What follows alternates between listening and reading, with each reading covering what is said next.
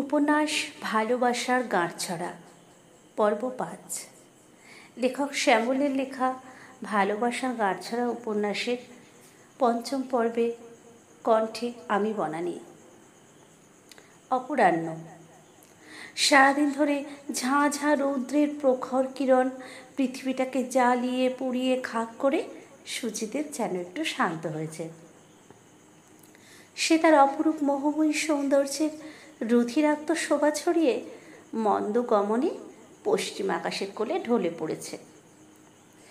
উত্তর দিক থেকে আগত স্নিগ্ধ ঝিরঝিরে বাতাস আপন গতিতে দক্ষিণে স্বতঃস্ফূর্তভাবে ছুটে চলেছে। সারাদিনের অসহ্য ভাবসা পচা গর্মি থেকে সমস্ত প্রাণীকুল যেন এতক্ষণে নিষ্কৃতি পেয়েছে।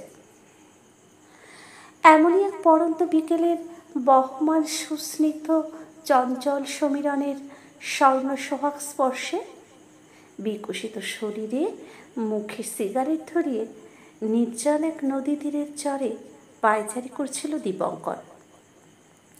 প্রতীক্ষা শুধু প্রেয়সীর জন্যে। বিকেল গড়িয়ে সন্ধ্যা।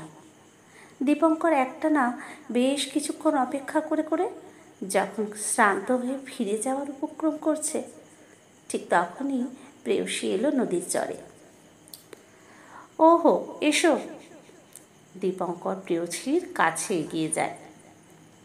সে অপূর্বা এক পরমা সুন্দরী, 21 বছরের একটি তরুণী। পাতলা সুঠাম চেহারায় সদ্য প্রস্ফুটিত যৌবন তার সারা অঙ্গে যেন শ্রাবণের ভরা নদীর ছলাৎ ছলাৎ প্লাবন তুলেছে। আশ্চর্য ফর্সা শরীরে পরিবৃত নীলম্বরী শাড়ির বাহার, উন্নত বক্ষ অঞ্চল পরিবেষ্টিত দৃষ্টি আকর্ষক টাইট ব্লাউজ, চুলের পরিপাটি খোঁপা, হাতে সোনার যুগ্ম বালা, কানে খয়েরি পাথরের দুল, নাকের জলজলে নাকছাবি, যা দীপঙ্করের পলক্ষীন দৃষ্টিকে বড়ই অভিভূত করেছিল প্রেয়সী। রাঙা ঠোঁটে মৃদু হাসির ঝর্ণা তুলে গালে মিষ্টি টোল ফেলে মসৃণ গলায় প্রেয়সী দীপঙ্করকে বলল, এই, তুমি অমন করে সেই থেকে নিষ্পলক চোখে কি দেখছো? দীপঙ্কর প্রেয়সীর মুখোমুখি হয়ে ওর দুই কাঁধের দুপাশে দুটি হাত চাপিয়ে বড় মনোরাগ ভরা কণ্ঠে উত্তর দিল, শুধু তোমাকে। একরাশ গোলাপের মতো তোমার ওই টকটকে রূপ আমার হৃদয় অন্তরকে আজ স্তব্ধ করেছে। তোমার ওই সুরমা সুন্দরী অতুলনীয় রূপের জেল্লা আমার চোখের পাতা দুটিকেও অবশ করেছে। ওহো, তাই বুঝি? চোখের পলক পড়ছে না? দুজন দুজনের দিকেই বিহ্বলভাবে পলক্ষীন দৃষ্টিতে চেয়ে রইল। সে কয়েক মুহূর্তের জন্য পরিস্থিতিটা স্থায়ী হয় দুজনের মধ্যেই।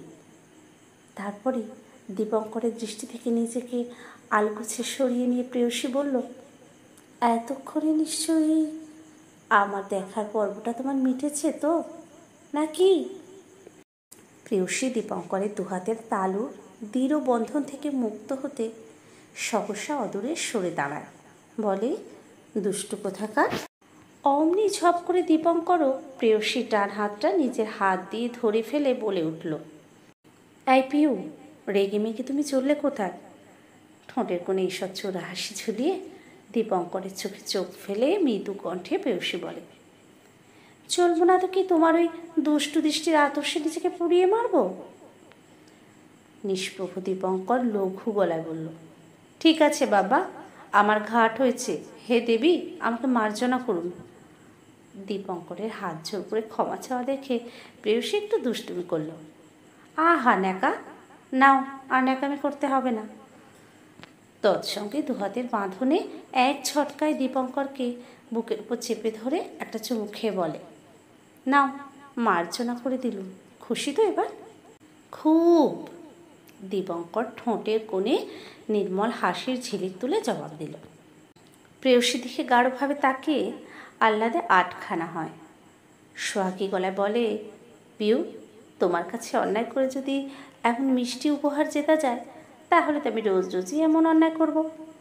উচ্ছ্বাসে পাল্টা ঠোঁট বসায় প্রেয়সীর ঠোঁটে। দৃঢ়ভাবে চলবে।